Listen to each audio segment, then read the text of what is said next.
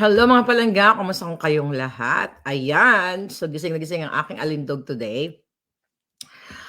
So, thank you sa inyong pag-aabang. At ngayon talagang nagliliyab ang ating pag-uusapan. Si Stella Kim, I Love Philippines, right? So bago ang lahat, tuloy-tuloy na natin promote ang SendWave app, libre magpadala sa Pilipinas. Gamitin lamang ang Maharlika code so you'll get $20 free credit wherever you are. No, Canada, Europe, UK, and of course, America pala. Hindi wherever you are. Mali. Okay. Ayan. So, mag-download na ng app. So, medyo borlog pa ang hitad. Okay, mga kababayan. Mhm. Sa lahat ng mga kapapasok lang sa channel ko o kakakilala lang sa alindog ko o yung mga naghahanap ng Facebook page ko, nandyan po lang sa comment section, sa description ang legit account natin. So pinapalalahanan ko kayo na mag-ingat po kayo. Kung kayo ay isa sa puting ahas, mag-ingat po. Huwag po kayo basta-basta magbibigay ng impormasyon na kahit kamukha ng aking account kasi si Lisa Smugs po ang nag-ooperate niyan, sila Tambaloslos at ang buwakan ng Genemes na gobyerno. Okay? So, marami akong mga natatanggap na email na dito sa email address na yan, maharlikanetwork@protonmail.com. So, yan po ang legit email natin. So, kung may mga informasyon kayo, mag-hi hello muna tayo dyan. Then, I'll guide you kung saan tayo mag-uusap ng pasikreto na hindi nadidetect ng mga buwakan Genemes na ahas sa gobyerno. Okay, tuloy-tuloy na tayo mga hitan. Ayan. So, people power na, sabi ni Saki Kusa. Si Den Scorpion, grabe, nakinatutulog sa Likigochi, talaga naman. Ako nakaboard na ako palangga, kaya na-recharge niya alindog ko. So, hina-highlight ngayon, okay, ang mga balita ng mainstream media patungkol kay Pastor Apollo Kibuloy. Okay? Ngayon, live na live ito, Bentot. Yes, live na live po tayo. So, hindi siya fake account, okay? Fake page, katulad ng, ng mga ginagawa ni Lisa Smugs. But anyway, mag-comment kayo dyan kung ano ang nakikita nyo sa balita na fino-focus nila. Okay? Comment nyo dyan. At kung mga balita na hindi ko alam, I can talk about it. But eto yon. So, kanina, naghihiring dyan sa Senado na pinamumunuan ni Ontiveros. Okay? Yung mga testigo na laban kay Kibuloy. Okay, here's my thing. Okay? Hindi ko kinakampihan si Pastor Kibuloy. At hindi ko sinasabi na yung mga testigo na pinaresenta doon ay nagsasabi ng totoo o nagsisinungaling. Okay? So, hindi natin alam, maaaring totoo, maaaring sinungaling. Ganito lang yan. Mga kababayan, sino ba si Ontiveros? Titignan mo yung background niya. Sino ba tong Jutang Genemes na ito? Anti-Marcos yan. Yung ginayupak na yan, bata pa lang, anti-Marcos na. Anti-Marcos, anti-Duterte. Nung kasagsagan ng kampanya, di ba, dilawan yan, pinklawan yan? Okay? Ngayon, si Bentot, aliw na aliw. Yes, Bentot, thank you so much. Mari Victa, Jana, and Jen Maxine. So, tuloy-tuloy na tayo. Kasi nagliliyab yung dugo ko sa mga kasinungalingan nila. Okay, si Ontiveros, ang background niya sa politika ay anti-Marcos. Anti-Marcos, siya yung bunganga niya, okay? Bata pa lang siya, sumasama na siya sa mga pag-aalsa laban sa Marcos hanggang sa dumating yung Duterte. Okay? Walang bukang bibigyan kung diktador. Okay? So question. Pagbibigyan natin ang hilig ng kipay na ito. Okay? Ikaw, Ontiveros, fine. Tama yung ginagawa mo. Nabigyan ng hustisya yung mga nagrereklamo. Okay? Na kesyo na abuso sila, ginanito sila, ginaganyan sila. Okay, tama yan. 'Di ba? Hanggang sa dumating, doon sa kataas-taasang hukom. Okay? Sa Department of Justice, sa Supreme Court, lahat, dalhin nyo na lahat yan. 'Di ba? Ang sabi nga ni Kibuloy dyan, hindi siya haharap sa inyo. Kasi, doon lang siya haharap at dapat kasuhan siya doon sa Supreme Court o sa DOJ o sa yun ang statement niya. Haharapin niya. Ang punto ko lang dito, porket Ontiveros o Dilawan, paniniwalaan na ba natin yung mga kinaray-karay nilang mga testigo doon? Okay, comment kayo whether you are Dilawan, Pinklawan, whatever, okay? Okay? Ipagpalagay na natin, okay? Itong na paniniwalaan natin ang Senado. Paniwalaan natin kunyari lang. Lahat ng pinipresent nila kunyari nagsasabi ng totoo. Wow, ang sama-sama ni Kibuloy, ganito, ganyan, ganun. Ang sama-sama ni Inday Duterte, ni Inday Sara, ni Duterte. Nakita niyo yung way of dragging Duterte and Pangulo Duterte and Sara dun sa mga testigo na may nagsabi doon na nakita daw si Sara na kinuha yung bag, but I don't wanna go on details mga pala. Kasi it's all pakana yan ni Lisa Smugs. Bakit? Nobyembre pa lang ng taong 2023, sinabi ko na sa inyo, hindi pa nasususpend ang SMNI. Natatargetin ni Kuting Jr. at ni Lisa Smugs yang si Kibuloy at ang mga vloggers like me. Okay? Nagkamali ba ako? Pinatumba ang dalawang Facebook account ko? Ang Boljakera natin at ang Maharlika, na almost 1 million. Nagkamali ba si Maharlika? Tama ako. Anong sumunod? Pinasuspend ang SMNI na kinontempt nila si Celis at saka si Badoy. Mali ba si Maharlika? Tama lahat. Okay. Tapos ngayon, dinadrag yung mga inulat ko sa inyo na idadamay si Sara at si Sara sa ICC. Wala pang balita noon, sinabi ko sa inyo. So, etong mga ginagawa nila ngayon sa Senado, mga palangga, ito ay vested interest ni Ontiveros at ni Lisa Smugs at ng mga Dilawan. Bakit kamo?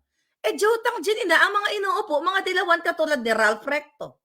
Ang inuupo, mga smuggler lahat na. Hindi mo na ako babalik doon sa smuggler kasi you know that already. Pagpalagay natin, ha? Itong si Ontiveros na anti-Marcos, totoo kunyari. Sige, paniwalaan natin kung doon sa narrative na pinlalabas ng mainstream media na si Kibuloy ay convicted talaga, parang ikino-convict mo na actually. Convicted by trial by publicity.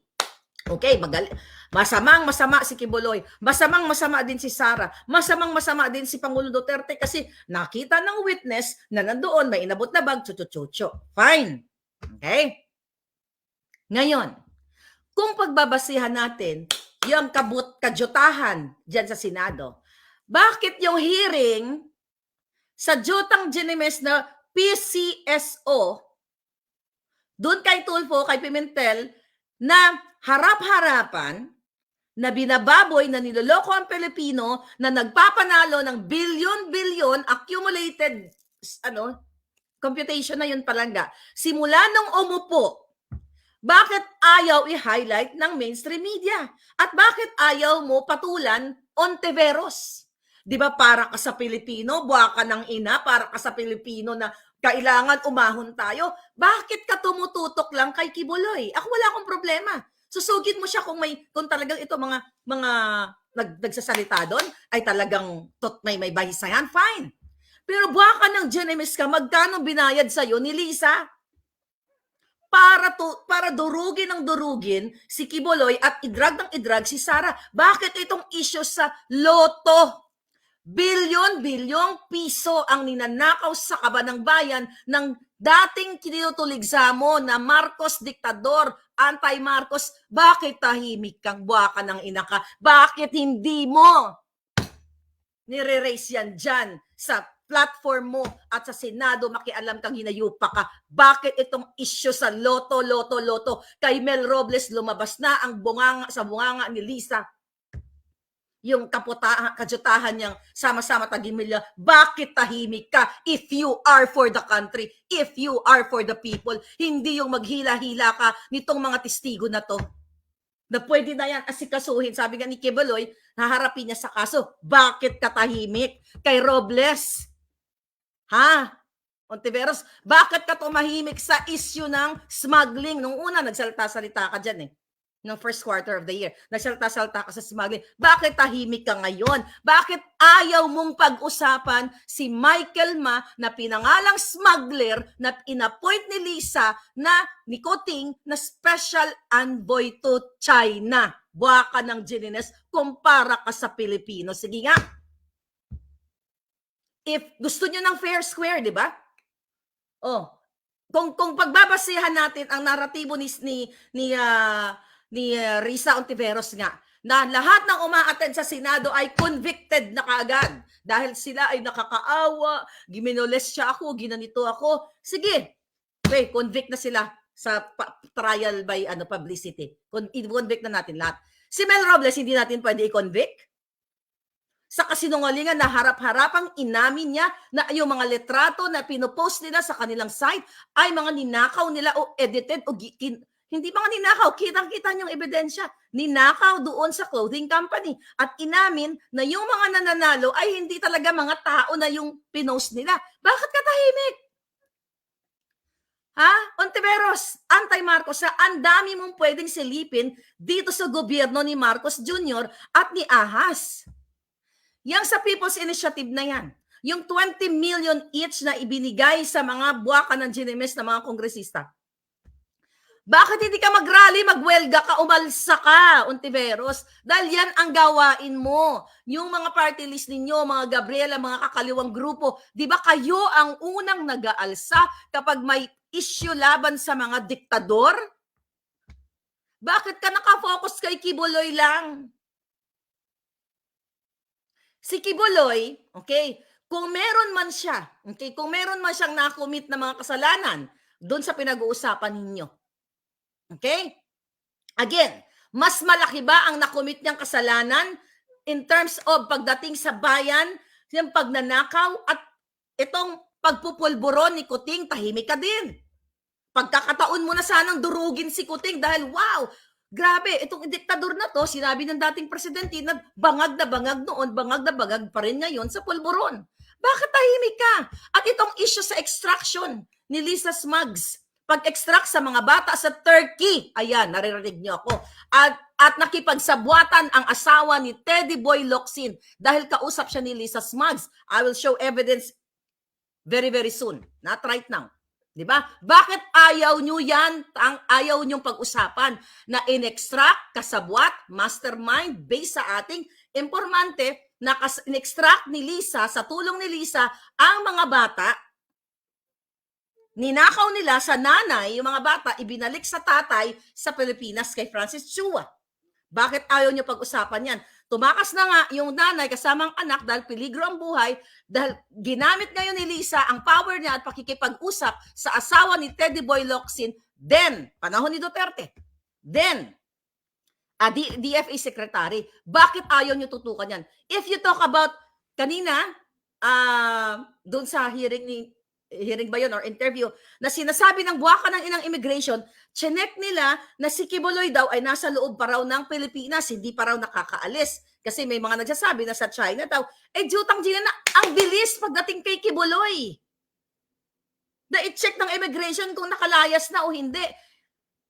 Halos na mamaos na kami dito. Na sinasabi namin, imbestigahan nyo yung hinayupak na Mel Robles na utusan ni Lisa na labas-pasok sa bansa, sa Japan, sa Europa, sa Amerika, labas-pasok sa paghatid ng pera ng bayan. Bakit hindi nyo immigration sabihin sa bayan kung ilang beses naglabas-pasok si Robles sa bansa? Diyan sa PCSO. Bakit si Kibuloy lang? Yun yung punto natin. Teddy Laguardia, thank you. Yun yung punto natin. Dapat, kung gusto nyo susugin ang mga masasama, base sa inyo, susugin nyo ang lahat ng masasamang damo. Diba? Kasi gusto na nilang hatulan si Kibuloy eh. Dahil, based on sa statement, through mainstream media, through their trolls, na durugin si Kibuloy at idamay si Pangulong Duterte at si Inday Sara. Nakita niyo yung kanilang laro?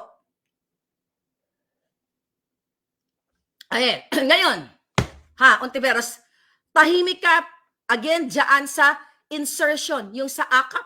Di ba dapat nagwelga na kayong hayop kayo? Dapat nilipol mo na, isama mo si Lenny, isama nyo lahat. Kayo mga pinklawan noon. Di ba magwelga kayo na nilalapastangan ng taong bayan? Hindi tama yan. Yung 20 million pesos na binayad sa mga kongresista dahil sa buwakan ng Ginamang Initiative. Mga kababayan, hindi natin dapat payagan yan. Di ba ganun kayo? O, bakit tahimik kayo?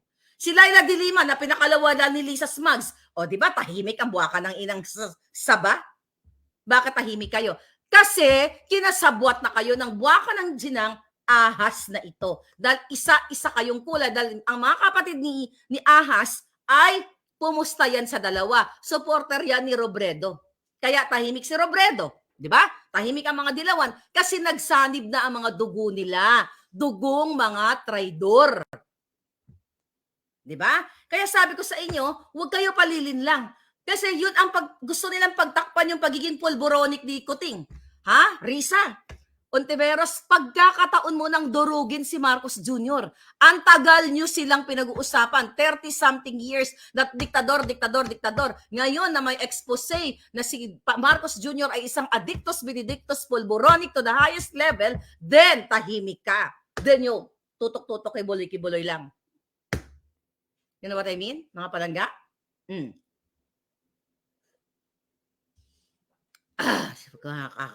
Kagagigil. O ngayon, tahimik ka kay Tambaloslos. Yung mga abogado dyan, during the hearing, doon si Amy, mga abogadong sangkot sa People's Initiative, na harap-harapang sinungaling, na sa umpisa, tinatanong ni Amy Marcos na kayo ba, na-meet nyo ba si Tambaloslos at si Zaldico? Kasama nyo ba sa mga pagtitipon nyo during yung pinagpaplanuhan nyo itong People's Initiative? Ano ang sabi ni Onyate dyan at mga kasabot ng mga abogado? Hindi natin sila isa-isahin. Hindi daw. Pero nung ipinakita ang picture, ano ang sabi ni Onyate? It slipped my mind. Anong ginagawa mo, Ontiveros? Tahimik ka pa rin. Pagkakataon mo na sana na durugin ang mga buwakang kasabwat ni Romualdez. Pero tahimik ka pa. Bakit? Dahil sinungal-ngalan na yung kipay mo ni Lisa Smugs. Tapos ang titirahin nyo lang si Kibuloy? Walang problema kung lahat yan kasi dito para tayo sa katotohanan. Kung may basihan yung mga sinasabi ng mga testigo, bakit hindi? So bakit yun lang ang tututukan nila? Yung against kay Duterte, kay Sara at kay Kibuloy. Yung kay Romualdez, kay Lisa, kay Kuting Jr., dead mga buwakan ng Genemis na to. Di ba palaban ka? Freedom of speech? Ikaw mismo, freedom of speech, di ba? Nagwala kayo noong na-expired ang prangkisa ng ABS-CBN. Dahil ang issue ng ABS-CBN, marami silang tinraidor na mga workers, hindi binayaran and everything. Okay? Kaya hindi sila na-renew at na-expire na dadadada. Lahat, ni-recruit nyo ang mga artista, lahat nag-welga kayo, mahinayupak na kayo dahil sinasabi nyo, niyuyurakan o pinipigil ang malayang pamamahayag at ekspresyon ng taong bayan. Ang ginagawa kay Kibuloy sa kanilang istasyon na sila ay may prangkisa na hindi pa naman sila nahatulan o convicted sa kataas-taasang hukom na sila ay may ginawa, ganito, ganyan. Puro hearing dyan sa Kongreso. Tahimik ka. So selective kayong mga jutang Genemis kayo. Kapag kakampi nyo o nasuhulan na yung kipay ninyo, tatahimik kayo. Pag walang bayad, aatakihin nyo. Diba? Bernadette Lobaton, kaluwa yung mga taga-Iloilo kapag madayon ang PI, mga mansyon ni Lisa Smugs Dere sa Mandorriao, Iloilo. Yan, may nag-message sa akin. Thank you palaga. Ilang mansyon, Risa Ontiveros ang pinapatayo o napatayo na ni Lisa Smugs at mga kaalyansa niya. Kung gusto mong imbestigahan lahat, Risa, kung para ka sa Pilipino, papalakpakan ka namin pero selective kang ginayupak ka. Nasampalan na ba ang kipay labo mo ng milyon-milyon galing sa kabanang bayang ginayupaks ka? Oh. Ano pa? Immigration. Yun nga, I talk about immigration already. Bakit hindi mo kalkalin lahat ang ginagawa ni Kuting na sinasabi kong palabas-pasok ang kanyang mga alipores? para maghatid ng mga kabanang bayan sa iba't ibang bansa. Bakit hindi mo ipatawag? Mag-initiate ka. Okay? Nasusugin kung bakit saan kumuha ng pera si Robles, ang kanyang mga alipores, sila Santiago ng PPA, lahat ng ahensya, sila Altenco, mga kasabwat ni Lisa, ang issue sa Okada, ang issue sa Bureau of Customs, ang issue sa lahat ng pangangamkam nila. Bakit hindi mo tutukan? Bakit ka lang nagsistick kay Kibuloy? Si Kibuloy, mga palangga, kung may kaso man siyang haharapin, dun sa mga binabanggit doon, at least hindi siya nagnanakaw sa kabanang bayan. Walang pondo si Kibuloy na bilyon-bilyon na ninanakaw niya. Okay? Katulad ng ginagawa ni Tambaluslos at ni Lisa dyan sa mga insertion. Okay? Dyan sa budget na pinag-uusapan ngayon patungkol sa AKAP, at sabi ni Amy Marcos, based doon sa nasilip nila, is ang insertion ay umaabot sa 60 billion pesos. Wala si Kibuloy na ganyan na ninanakaw sa taong bayan. Yung mga issue na pagmamumulis siya, yung pag-issue na ganito na ganyan, merong hukom na dapat na doon, sabi nga ni Kibuloy. Kasi maraming pagmumulis siya. Kung si Kuting nga nagbunga pa. Di ba? Nagbunga pa, nagkaanak pa sa sarili niyang dugo. Yan. Bakit hindi mo susugin kung saan dinala ni Lisa Smugs ang una niyang anak? Ha? Doon sa puno ng mangga. Yan ang susugin mo. Integrity, accountability, bullshit. Jutang Ginemes. Ha? Yan ang susugin mong hinayupak ka. Bakit si Kibuloy? Wala man ninanakaw yan. Ngayong panahon, ngayong moment na ito, hindi naman politiko yan. Okay? Kung may kasalanan man siya, haharapin niya. Hindi dyan sa Senado na puro kayo sarswela. Okay lang sana eh. Well, ako, magsasangay, sige lahat dyan nyo na litisin. Kayo na ang magiging hukom. Litisin nyo. Pero bakit si Lisa Smugs ayaw mong litisin? Nakasabwat sa smuggling. Ha? Takot ka, duwag ka, o nabayaran ka. Si Lisa Ahas. Ito, pinangalanan. Tanga ka ba? Hindi mo ba alam? Ha? Ontiveros? Oh, ulitin natin. Hello, hi. You guys are great. Thanks for the support. Okay, thank you very much. Sama-sama tayo. Babago muli. Oh, yan. Nakita mo? Niyo mga palangga, ulit-ulit natin. Yan si Jong. Smuggling yan. Ang kaso niyan. Pinatawag sa Kongreso, tahimik ang hinayukap pa ka. Ito, Risa. Special Envoy of the President to China, Mr. Michael Ma.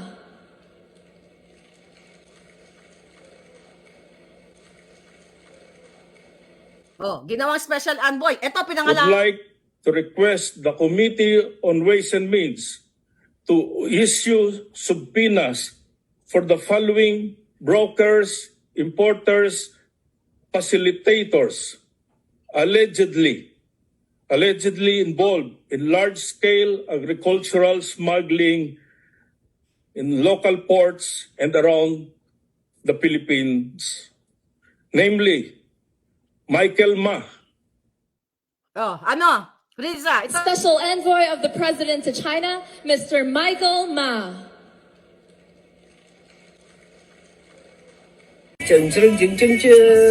Hello, hi. You guys are great. Thanks for the support. Okay, thank you very much. Sama-sama tayo. Babago muli. Oh, sama-sama ng babangon ng mga smuggler. Ayan, Risa. Yun yung sinapunto ko. Kung para ka sa Pilipino, ayang mga issue na yung mulis-mulis siya na yan, pang pulis yan, hindi yan pang issue ninyo. Ang pag-usapan nyo, itong smuggling na ito, bakit tahimik ka? Buha ka ng Ginemes? Bakit? Gusto mo magpasikat? Nga? Gusto mo magpasikat? Mga palangga? Ito, bakit tahimik ka? Ito'y kailangan po natin balikan. Nung si Kuting, wala doon sa bombing at saka sa Lindol, sa Mindanao. Bakit tahimik ka? Pagkakataon nyo ng goldjackin tong diktador na ito na sinasabi ninyo, which is diktador talaga, masahol pa. Masahol pa nga kay Noynoy.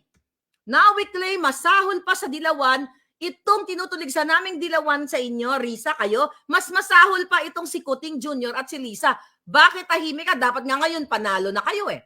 Pero, yes, panalo kayo kasi magkakasabwat kayo mga inayupa kayo mga Dilawan lahat. Ha? Risa, ito pagtutunan mo. Tanong mo kay Lisa, itanong mo dyan sa mga committing bullshit na committee ninyo. Bakit pinakawalan na yan si Mark Anthony Sayarot na sangkot sa pulburon? At dyan, si Bullet Haluslos ang nag-drive sa kanya nung gabing nahuli sa Ayala Alabang niyang si Mark Anthony Sayarot na isinasama ni Lisa, ni Tambaloslos, ni Kuting Jr. sa mga visit niya sa iba't ibang, New York, particularly New York yan. Yan yung tanong ko. Bakit tahimik ka dyan? Tangina, tunituladang pulburon yan. Tahimik ka. Pero yung mga namolest siya, gusto nyong mag-grandstanding, i-highlight nyo lahat. Talagang dapat si Kibuloy, si Duterte, si Sara ay convicted na dahil nagsalita ang mga testigo. Pero ang tungkol dito sa mga hinayupak na to, ulit, PCSO, People's Initiative, lahat ng mga kawatan, deadma kayong mga giatay mo. Di ba, mga palangga? Nakikita nyo? Bakit? Dahil pinalaya na ni Lisa si Dilima? Kaya hindi nyo na sinasabing diktador. Tingnan mo, narinig nyo ba si Ontiveros na nagsalita na ang Pangulong diktador? Wala. Mr. President na siya ngayon. Kung ginagamit nyo ang inyong mga neurons at sinusubaybayan ang issue sa politika na lalo itong mga dilawan, magtataka ka. All of a sudden, hindi na nila tinatawag si Marcos ng diktador. Kasi what? Sinupalpakan na ang mga kipay nyo ng pera galing sa bayan, galing kay Lisa. Dahil yan ang purpose ni Lisa Smugs, patahimikin lahat. Kaya nga nagbabayad yan ng trust, nagbabayad ng mainstream media para patahimikin lahat. Ayaw niya ng may kukundina sa pamumuno niya kasi gusto niyang smooth sailing ang pagnanakaw, ang sa smuggling lahat na hinayupak na yan. Pero never ever magiging smooth sailing ang pagnanakaw niya kasi gising ang taong bayan at nakikita yung ginagawa ng hegemonyong gobyernong itong si Kuting Jr., na pulboronic at si Lisa Smugs, nakikita ng taong bayan kaya nakakarating sa inyo. Yun yung question natin, mga kababayan. Alang utang na loob itong buwaka ng inang junior na ito. Noong panahon na walang nagpapapansin nagpapansin sa iyo dahil sukang-suka ka ng mainstream media. Only the SMNI ang nagbigay sa iyo ng platform na hinayupak ka. Pero ang pagtatraidor mo, hindi lang kay Kibuloy, ang pagtatraidor mo sa mga Duterte at sa taong bayan, higit sa lahat, abot hanggang impyerno na lagpasan nyo pa. Nga hinayupak kayo. Ngayon, mga palangga, tignan natin to. May papatala ako sa inyong video nung panahon na 2018. Reel ko to, napanood nyo ba to? Okay. Ito yung reel na to, yan nung na-meet ko si Pangulong Duterte. Pansinin niyo yung pagkain na pinakain. Diyan mamaya. Kita nyo? Okay. Pansinin yung pagkain na pinakain sa akin dyan. Ayan, susunod na. Kasaba cake. Ayan, kasaba cake. Ayan po yan. 2018 yan, nung pumunta ako kay Pangulong Duterte. Or, in-invite ako doon. Bakit ko pinapakita yan? Yang kinukumpara ko na noon, kahit supporter ako ng Duterte at na binoboljak ko rin ng Duterte, alam nyo yan kung paano ko rin boljakin ang Pangulong ang mga tao ni Duterte. Di ba? Pero noong 2018, nilatagan ako hindi naman nilatagan ng red carpet. Doon talaga yung red carpet. Tinanggap ako ng maayos ng presidente ni Senator Bongo. Pero nung may nakita ako mali, binoboljak ko sila. Pero ang hina-highlight ko dyan sa video na yan, ang pinakain lang sa akin dyan ay balinghoy. Okay? Bakit kailangan natin, i-highlight yung balinghoy? Dito mo makikita na nung panahon ni Duterte, hindi extravaganza. Walang pa-steak katulad ng sinabi ni Lorraine Badoy, di ba? Na nung pumunta sa Malacanang, may pa-lobster, may pa-steak, at may pa-fireworks pa nga. Di ba? Kaya nga nagkaroon ng ensimada versus yung mga steak at pa-salmon noong December 10 of 2022 nung nag-invite ang hinayupak na PCO, Presidential Communications, yung mga dugyot na vloggers at yung mga mainstream media. Okay? Ang pinakain, mga ensimada or hindi full meal. Pero ang pinakain sa mainstream media, may pa-steak, may pa-salmon at kung ano-ano pa. Okay, nakita nyo? So pagdating sa sa tingin ni Lisa Smugs noong time na yon, ay mapapatahimik niya, which is napatahimik niya nga, palalamunin ka ng palalamunin kahit baboy ramo. I'm just saying na kung tutuusin yung ensimada, okay na yon. Kung ensimada lahat ang pinakain sa dugyot at ensimada rin ang pinakain doon sa mga mainstream media. So kaya natin pinag-usapan yon dahil tinignan natin ang trato sa mga tao na kapag dugyot ka at sipunin ka, okay, at syunga-syunga, walang laman yung mga jutak, dahil makatikim lang ng ensimada o makaapak lang sa Malacan, yung busog na ako, chuchu-chuchu. Makita ko lang si Kuting, busog na ako. Isinasalarawan ko sa inyo at pinapresenta ko, you have to figure out na ang trato sa mga mainstream at sa mga dugyot, kumbaga ensimada versus steak. So dyan sa video na yan na sinasabi ko na hinainan ako ng balinghoy, ibig sabihin hindi extravaganza ang panahon ni Duterte kapag pumunta ka sa Malacanang. But I'm not saying na perfect ang kanyang gobyerno. Kasi may mga nag-kiss us, may mga inappoint din dyan na binalahura din ang Kaban ng Bayan, pinapalamon kahit mga ginagamit sa pagputatsing sa lahat, di ba? May mga appointee si Pangulong Duterte na binalasubas din ng taong bayan. I'm not saying na ang Duterte is the best na zero corruption. Maraming mga nagbugaw, maraming mga nagpadila ng kipailabum, whatever, behind the scene. You know what I mean? You know what na-vlog ko na yan. But, bilang isang kritiko at totoong nakipaglaban sa bayan, tinigilan ko ba ang ni Duterte, ang panahon ni Duterte? Kahit na ako ay tinanggap ni Pangulong Duterte dyan sa na yan, red carpet ek na yan. But I really appreciate that. I'm not, ek is just my word. But yan ay natitreasure ko yan dahil tinanggap ako ni Pangulong Duterte dyan ng bonggang-bongga. Okay? The point here, mga kababayan, hindi porket nilatagan ka, nilatagan. That's my word, no? Hindi naman ako, ang red carpet lagi na nandyan, di ba? So, hindi porket tinanggap ka na ganyan-ganyan ang mabuti ng presidente, magbubulag-bulagan ka na lang dun sa mga taong binalapastangan ng Kaban ng Bayan.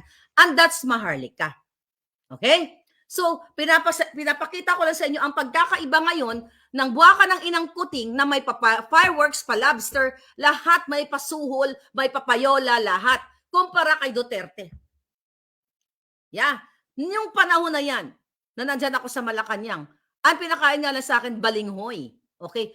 But nag-vlog ako dyan. Kaya lang, tinake down na nila yung vlog kong Maharlika. Balinghoy is my favorite thing. Dahil sa Bisaya, yan ang kinakain namin. Yun lang, maganda presentation. Di? May chef doon sa Malacanang. Kaya maganda yung presentation ng balinghoy. Kasaba. So yun yung sinasabi ko, mga palangga. Dito, hindi porket sinuportahan mo si Duterte ay kapag may nakita ka na kaletsehan sa kanyang mga tao, ay tatahimik ka. Binubugahan ko sila ng apoy. Mainit. Okay? Lahat hindi man lahat kasi hindi ko naman kaya i-cover lahat. Isa lang ang bunganga ko. Ang ibang mga issue, hindi ko naman kayang lahat ng issue ng gobyerno ay kaya kong ngalngalin. Okay? Ano ako, robot? Ganun na lang. Dissociate the battery, ipoprogram mo ito. Hindi naman ako programmable. Na ipoprogram mo ito, tirahin mo si Kibuloy, katulad ni Risa Ontiveros, ito tirahin mo, selective ka lang. So kung sa tingin ko na ito ay dapat tutukan ng Bojackien based on my feelings on that day, like right now, on this day, ito ang gusto kong Bojackien, si Risa Ontiveros, dahil nga harap-harapan ang pagdadrag sa pangalan ni Inday Sara at ni Pangulong Duterte. May nag-comment dyan kanina. Supporter ka pala ni Kibuloy. Okay. Mahilig kayo mag-twist. Okay? Mahilig kayo magsinungaling. Supporter ako sa katotohanan. Kung nasa tama si Kibuloy, susuportahan ko siya. Kung totoo ang sinasabi ng mga nagwi-witness, bakit mo susuportahan ang mga taong nagkamali? Nakita nyo ba na vocal ako na I love Pastor Kibuloy? No. I'm giving him the benefit of the doubt na harapin niya kung ano man yung kasong nasasangkutan niya. Kasi kung gusto ko lang mag-kiss-ass kay Kibuloy, in-invite ako ng SMNI para ma-interview in the past. I declined. Hindi dahil, kung iba-iba yan, wow, ma-interview ako. I even invited ng ibang mga mainstream media. I declined. Bakit? Kasi, yung ibang mga mainstream media, hindi mo alam, patibong. Bakit ka pupunta sa bakod ng kalaban mo na gugurgurin ka? Di ba? Magaling sila mag-twist. Ikakat-kat nila yung sinabi ko. At At kasama na yung SMNI nun. Hindi ko sila pinagbibintangan, but I'm just being careful and cautious, lalo na ngayon, sa panahon ngayon. Dahil hindi mo alam kung sino na ang binayaran ni Lisa Smugs. Even si Sara Duterte, kung nakapalo kayo, noon, di ba? Sabi ko, I am for Kuting. Si Sara medyo bata pa, ganito, ganyan, ganon. Ganon tayo, di ba? Kaya nga ibang DDS sa akin, nagagalit, Marlica, ganon, bulag. Ayun, bulag sa kay Kuting. At tama kayo. Tama kayo dun sa binato nyo sa akin na dapat si Sara ang naging presidente, hindi si Kuting. Mali ako at nag-apologize ako na nabudol tayo. Kaya nga, hindi ako pumayag na mapabudol-budol muli. Dahil si Sara pala ang may puso, si Kuting pala ay puro pulburon at ang magpapatakbo pala ng bayan natin ay si Lisa Smugs. Kung nalaman ko lang yan, kung meron akong bolang kristal at nakikita ko yan, eh dinurog ko na ng bonggang-bongga si Kuting noong eleksyon at hindi na sana yan. Di ba? Hindi na sana nagkaroon ng chance si Lisa Ahas Araneta Marcos na makipag-usap sa Smartmatic. Based sa affidavit ni Atty. Glenn Chong na hanggang ngayon, hindi nila sinasagot na si Lisa ay nakipagsabwatan sa Smartmagic. See that? Kung nakikita ko lang yan, hindi sana si Sara presidente natin. Pero, sabi ko nga, baka ngayon, well, you know what? Pero kung maganda ang papatakbo ni Sara, sasuportahan natin siya kung siya naging presidente. Pero kung pulboronic, katulad ni Kuting, buboljakin natin siya. Yan ang tatayo ka sa katotohanan. Hindi porket pinakain ka ni Duterte well, hindi naman pera ni Duterte yun, pera natin yun, ng balinghoy, di ba? Kung sisingilin ko yung mga contribution ko sa government as an overseas, as immigrante here, di ba? Na nagsisend ng pera, kulang pa yung balinghoy kung sisingilin ko yung tax na binayaran ko. No, patuloy din naman ako naniningil at nagpe-present lang ako sa inyo ng bonggang-bongga. So again, mga kapalangga, I'm not the type of person na gobyerno kasi to I mean, ang pinag-uusapan kasi ito pera ng bayan, hindi porke tinanggap ka ni Duterte ay lahat ng mga issue niya ng mga kalitsyan na issue ay tatahimik ka na lang. No. We have to speak up. It's the same thing na si Marcos Jr., alam niyo yung time na yan, yung yung video na yan, 2018 yan, August, nung nakita yan nila Franz Imperial, ni si Franz na nag-necknock dyan sa PCO, in-invite din nila ako, di ba, doon sa opisina ni Kuting. Alam nyo na yan, yung mga nakapalo sa akin, pumunta ako sa opisina ni Kuting, ayaw magpakabog. Di ba? So, nandun, si Pangulong Duterte, wala nga akong binigay kahit ano di ba? Wala akong binigay kahit isang butil na figurine or something, walang ganon. Di ba? So, hindi ko naman kasi in-expect na pupunta ako dyan. Pero kay Kuting, di ba, I gave something, small things, token of friendship ang tawag doon. Kasi that's my personality. I always give something. Kahit isang butterball lang yan o isang coconut candy, mga ganyan. So yun. Pero anong ginawa ko? Di ba binolja ko tong hinayupak na to? Pero anong ginawa ng mga anti-Marcos? Na mga diktador na nagsasalita? Anong ginawa ng mga madre? Anong ginawa ng mga laging nag-welga dyan? Nawala sila. Hindi ka ba magtataka? Bakit sila nawala? Ang tagal nilang nagsisigaw sa kalye, diktador. Asa na ang mga rebeldeng komunista? Nasaan na? Kakampi na nila. Di ba? Binigyan pa ng parol. Binibigyan pa ng panahon ni Martin Romualdez. So ngayon, sino na ang kakampi ng bayan? Tayo na ngayon, good people, Filipino citizens, okay, versus itong mga hegemonyo sa Malacanang, mga makakaliwang grupo, mga dilawang sumisigaw dati ng diktador, pero nananahimik na katulad ni Ontiveros. Kasi ang gusto niya ng tutukan, si Kibuloy. Di ba? Ngayon, sige, kunyari malitis na si Kibuloy, ma-convict. Kunyari, pagpalagay na natin, convicted si Kibuloy, ganyan. Nakulong, napatunayan, na tama yung mga sinasabi ni itong mga suspect, mga witness na ito, ganyan. O ano ngayon, Risa? Anong next chapter ng hearing mo dyan? Hindi mo pa rin papansinin ang kabalasubasan ni Lisa, ni Tambaloslos, ni Kuting Jr. Di ba? So hindi ka para sa Pilipinong hinayupa ka. Para ka sa kipay mo at sa bunganga mo, para kayo kumamkam ng pera dyan sa kaban ng bayan. Gagamitin nyo sweldo, representation, and everything para sinisip-sip nyo ang dugo ng Pilipino. Lahat kayo, lahat ng mga nagdanakaw, walang exemption dito. Wala. Kaya nga lahat tinutuligsa. Magtataka ka. Yung ibang mga vlogger, gumaganon. Ay, teka muna, dito muna ako kasi baka makinabang ako dito. Ang ibang mga vlogger ganyan. Ako, nakita nyo, lahat halos inaaway ko. Di ba? Halos lahat, mapa Duterte, mapa Marcos. Bakit? Kasi wala akong pakialam, okay, sa mga politiko dahil hindi ako nabubuhay dahil nagagasolinahan yung kipay ko o bunganga ko. Kaya ko mabuhay kahit magtinda ako ng kahit ano. Magtinda ako, maging barbero ako, marunong ako manggupit. Maging karpentero ako, marunong ako mamanday. 'Di ba? Mabubuhay ako, hindi makipaglimos sa mga magnanakaw na politiko. Lilimusin ko ang pera ninyo. Kaya nga nung panahon ni Duterte, binobolja ko rin sila. Lalo na sa panahon ni Kuting kasi harap-harapan ang polboron na pamumuno, ang ekstravagansa ni Lisa Smugs.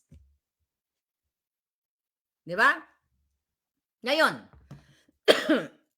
mga palangga natin. Ito, may article. Okay? Pakita ko lang to. O, ito. Mag-comment kayo dito. O, ikaw. Ito ha. Dali. Ito, balita 22 hours ago, galing sa bilyonaryo. The Marcos administration or the Bangag administration is once again asking the Bangko Sentral ng Pilipinas to dig deep into its vaults. Okay, this time to fund the development of a vast exhibition and convention center in the Cultural Center of the Philippines. From 50 billion, basahin natin. Okay, ito na naman, ayan, basahin mo. Si Lisa Smugs na naman. Bangko Sentral ng Pilipinas tapped to bankroll construction of Asia's largest exhibition center in CCP Complex. February 18, 2014. Okay? Ngayon, sisimutin na naman nila ang budget sa Bangko Sentral ng Pilipinas. Magkano hiningi? Basahin natin to, mahaba-haba. Okay? The Marcos administration or Bangag administration is once again asking the Bangko Sentral ng Pilipinas to dig deep into its vaults, this time to fund the development of a vast exhibition and convention center in the Cultural Center of the Philippines or the CCP. The proposed Philippine International Exhibition Center. Magtatayo ng exhibition center. Ito daw ay pet project ni Lisa Ahas Smugs. A pet project of Lisa Butod Smugs. Araneta Marcos is meant to level up the country's competitiveness in getting a nibble of the burgeoning market for MICE meetings, incentives, conventions, and exhibitions. It will also position to the Philippines competitively among its Asian counterparts which have boosted their export after establishing permanent facilities of suppliers, exhibitors, and buyers. Ano yung exhibit mo, Lisa Polboron? Okay. Based on the documents obtained by Billionario.com, the BSP has been tasked, inutusan ni Lisa Smugs, providing the required 18 billion pesos for the PIEC's construction with the Philippine International Convention Center, which owned by the BSP stated to manage its operation. Okay, basahin nyo na lang itong article na to. Sa mga tuwid, inuutusan na naman ni Lisa Ahas ang Bangko Sentral na sairin ang pera ninyo. Billion para magtayo nitong complex na ito para daw maging competitive tayo, maging world class, chu-chu-chu-chu tayo. Ilalagay doon mga produkto ng Pilipino, export, pang-export at kung ano pa. PS. Suga pa ang babaeng ito. 60 billion ang in-insert sa utos ni Lisa at Natimbalos at ni Kuting. Doon sa hindi like AKAP, doon sa national budget for 2024, 60 billion. Now ito, 18 billion. And so, mga kapalangga, okay, doon sa particular construction na to. Nakita ninyo, 60 billion, 18 billion, sinisaid ang pera ng bayan. So gusto nilang sairin talaga. Itong pet project ni Lisa Smugs na to, pet, mukha siyang pet. Okay, mukha siyang butod. Ito ay corruption na naman. Hindi si Lisa gagawa ng proyekto na hindi niya kakamkamin ang pera. Kaya nga inupo si Robles, nakasabwat niya sa Black Ops niya dyan sa PCSO para kamkamin ang pera ng mananaya. Ngayon kakamkamin na naman ang pera dyan sa Bangko Sentral ng Pilipinas. Hindi pa nasiyahan doon sa kinakamkam sa national budget. See? Nakakaano, di ba? Gorgore na si Butod. Okay?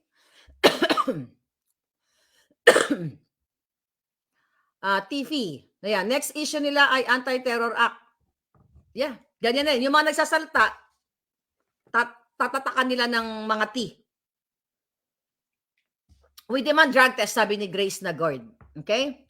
Kalokohan ang gusto ni Lisa Smugs. Yun na nga eh. Basahin nyo yun sa billionaire.com. You know, namnamin nyo. So, sa irin ang budget, mga kababayan, kaya you have to speak up, get up, and pick them up. Kaya nga binoboldyak ko ang mga men in uniform, yung mga bruskong-brusko, na kayo ay hindi kayo pumapayag sa ganito, magkilos kayo, magsalita kayo. Lulubugin ang taba ng bayan, lulubugin ang kinabukasan ng inyong mga tao. Kaya nga kayo ang nakakakita kung paano magsinghot si Kuting ng Pulburon kasama ng kanyang mga sekretary dyan, okay, na nakapaligid sa kanya, nakikita nyo yan, kayo ang kamera ng taong bayan, 24/7 nandiyan kayo. Alam namin na nakikita ninyo na Adictus Benedictus si Kuting Jr. Pero wala pa rin kayong salita, tahimik pa rin kayo. Bakit? Dahil suportado nyo ang kaletsihan nila o nabayaran kayo o I'm giving you time to speak up. Kung hindi naman kayo kasali dito dito sa usapin na ito, hindi kayo kasali. Sunugin si Butod at Bangag, sabi ni Aisha, yan ang pangalan nila ngayon, Butod at Bangag.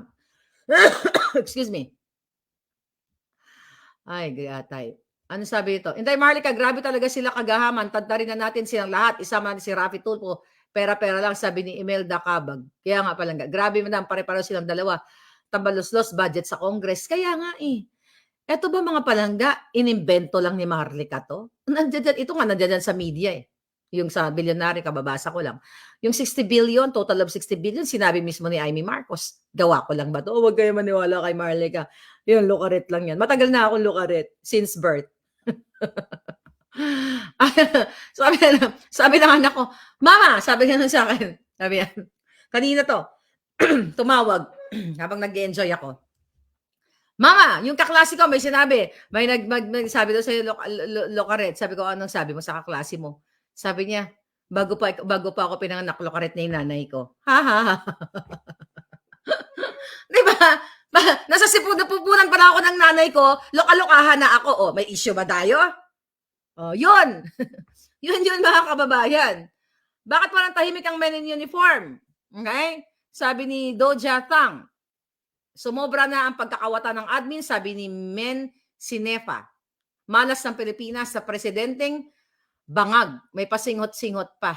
May pasingot-singot pero ang bigas, ang mahal. Okay? Kampihan na sila nila Ontiveros, NPA, sabi ni Franklin Berligara. Yun nga, mga palangga. Grabe. Solid Maharlikan ako. Thank you so much. Matindi ang kamandag ni Butod. Sila na ang unit team ng pagkakawat. Sabi ni Den Scorpion, Ma'am, I think set up ni Ontiveros yung kulto ni Senyor Aguila. Kaya nga hindi ko inano yun.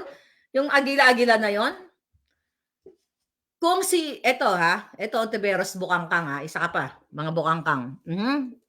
Kung talagang para ka sa Pilipino, ulit-ulitin ko, bakit tahimik ka na magdiktador dito? Baka respetado mo ngayon si Kuting. Buong buhay mo, lumaki ka na nagsisigaw-sigaw ng diktador. Tapos si Kibuloy na hindi naman politiko ang tinututukan mo. Kasi magkano Risa? Magkano ang nilagay sa kipay mo? Magkano ang dineposito? Magsalita ka. Karma is real. Tignan nyo si Chris, sabi ni Doja Tang. Truly Lee palangga. Truly Lee. Bakit sa Senate bakit sa Senate hindi sa Korte? Obvious na panghihiya sa mga Duterte at Kibuloy. Sampahan nila ng kaso, hindi dyan sa Senado. Focus na kayo sa problema ng bansa. Maghihingalo na ang mga mahirap. Exactly, mga palangga. Yun na nga sinasabi ko. Ano ba ang issue ng bansa? Yung dinanakaw yung kaba ng bayan. Ang issue ni Kibuloy, sabi ko nga ako, meron man siyang molest siya o kung ano pa man, haharapin niya sa korte. Hindi dyan sa Senado. Ang issue dyan sa Senado, dapat kung paano mapigilan ang pagnanakaw ni Lisa, ni Kuting, ni Tambalos, ni Mel Robles, ni PPA, Jay Santiago, ng Bureau of Customs, ng mga pulburon, pagta-transport in and out sa bansa, pag-smuggling ng mga sasakyan, yan ang issue. Hindi ang issue ni Kibuloy. Dahil sa Pilipinas, ang daming nang mumulest siya. Ngayon, pababayaan ba natin yung mamulest siya? Eh, dapat si Kuting nga yan eh. Sarili lang kamag-anak. Di ba? Pa-DNA niya yung anak niya dyan. Pa-DNA mo. Yung Tiberos, para malaman natin ang katotohanan dito. Kung kamukhang-kamukha niya eh. Di ba? Yung anak niya sa pinsan niya. At ipa-check niyo din si Lisa Marcos. Kung saan niya, kung kinitil ba niya, sinakal ba niya yung kanyang anak kay Puno. Oh, yan. Diyos na yung jutang Jenimis na yan. Yung butod na yan, yung bangag na yan. Dapat yun ang palatakas, palayasin yan dyan.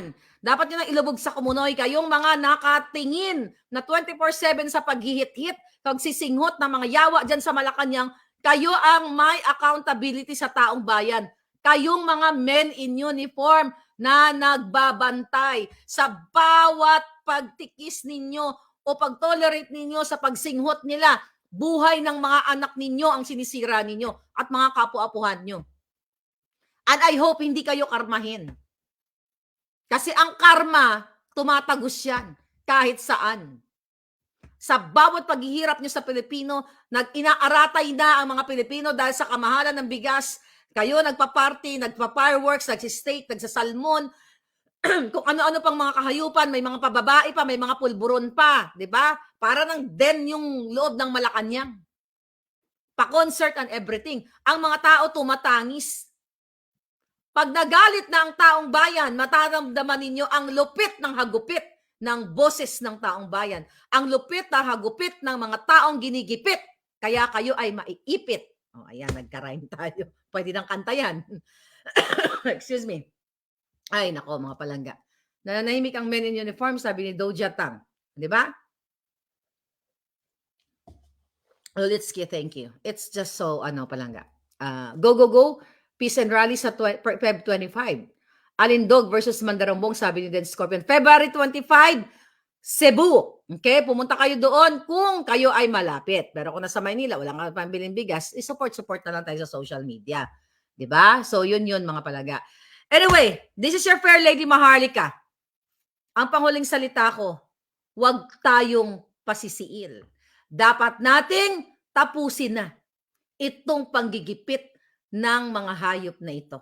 Labanan natin, magsalita tayo, peaceful speak up day, peaceful na pagbuhat sa kanila. Dahil itong mga ito, bubueltahan ang Pilipino nito ng pula-pula.